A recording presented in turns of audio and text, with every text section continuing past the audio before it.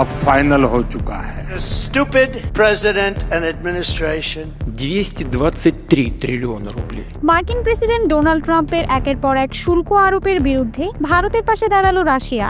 ভারতের উপর অতিরিক্ত শুল্কের শুধু বিরোধিতা নয়, এবার নয়াদিল্লির পাশে থাকারও স্পষ্ট বার্তা দিল মস্কো। বৃহস্পতিবার ক্রেমলিন জানায়, প্রতিটি সার্বভৌম রাষ্ট্রের স্বাধীনভাবে বাণিজ্য সঙ্গী বেছে নেওয়ার পূর্ণ অধিকার রয়েছে। И привели к кризису всей системы международных отношений. রাশিয়ার কাছ থেকে ভারতের তেল কেনা বন্ধ করতে ভারতের উপর চাপ তৈরি করে চলছেন মার্কিন প্রেসিডেন্ট ডোনাল্ড ট্রাম্প। এই সময়ে ভারতের পক্ষে রাশিয়ার অবস্থান সবার সামনে এসেছে, আর তাতেই বিশ্লেষকরা ধারণা করছেন ভারতের উপর ট্রাম্পের চাপ আরও বাড়বে। Sort of didn't like that, and I said, well, if it's okay with you, then you and I do have a difference. এদিকে খুব শিগগির ট্রাম্পের সঙ্গে পুতিনের বৈঠক হতে পারে বলে আভাস দিয়েছে আন্তর্জাতিক অনেক গণমাধ্যম। যদি সেই বৈঠক সফল হয় তাহলে যুক্তরাষ্ট্র রাশিয়ার সম্পর্ক হয়তো স্বাভাবিক হবে, আর একা হয়ে বেকায়দায় পড়তে পারে ভারত, এমন মন্তব্যও শোনা যাচ্ছে বিশ্লেষকদের মুখে।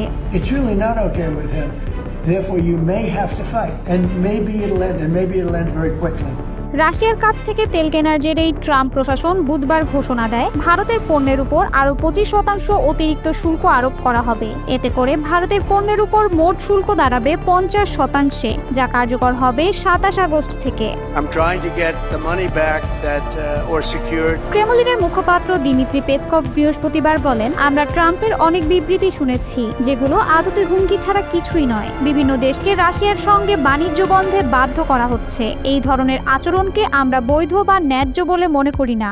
Видимо, особенно это ярко проявляется в ходе внутриполитических. পেসকভ আরও বলেন, একটি সার্বভৌম রাষ্ট্র হিসেবে ভারতের যেমন অধিকার রয়েছে নিজের জাতীয় স্বার্থ অনুযায়ী বাণিজ্যিক সিদ্ধান্ত নেওয়ার, তেমনি অন্যান্য দেশেরও রয়েছে। এটা কোনো তৃতীয় পক্ষের নির্দেশে নির্ধারিত হতে পারে না। Об ведущих экономиках, индустриальных центрах развития в Европе. যদিও পেসকভ তার বক্তব্যে সরাসরি ভারতের নাম উল্লেখ করেনি, তবে আন্তর্জাতিক বিশ্লেষকরা মনে করছেন রাশিয়া যে ট্রাম্পের শুল্ক রাজনীতির বিরোধিতা করে নয়াদিল্লির পাশে দাঁড়িয়েছে তা স্পষ্ট। ভারতের উপর বাড়তি শুল্ক চাপানোর প্রতিক্রিয়াতেই এসেছে এই বার্তা।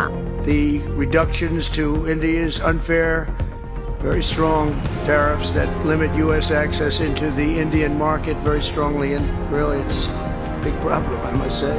এই প্রেক্ষাপটে আরও একটি তাৎপর্যপূর্ণ ঘটনা হলো, যুক্তরাষ্ট্রের হুমকিকে তোয়াক্কা না করে ভারতীয় জাতীয় নিরাপত্তা উপদেষ্টা অজিত ডোভালের মস্কো সফরের সময়সূচি বা এজেন্ডা নিয়ে যদিও সরকারিভাবে কিছু জানানো হয়নি, তবে জানা গেছে বৃহস্পতিবার ডোভাল রাশিয়ার শীর্ষ কর্মকর্তাদের সঙ্গে বৈঠক করবেন। এমনকি প্রেসিডেন্ট ভ্লাদিমির পুতিনের সঙ্গেও তার বৈঠকের সম্ভাবনা উড়িয়ে দেওয়া যায় না। Because we had a stupid, incompetent president and administration.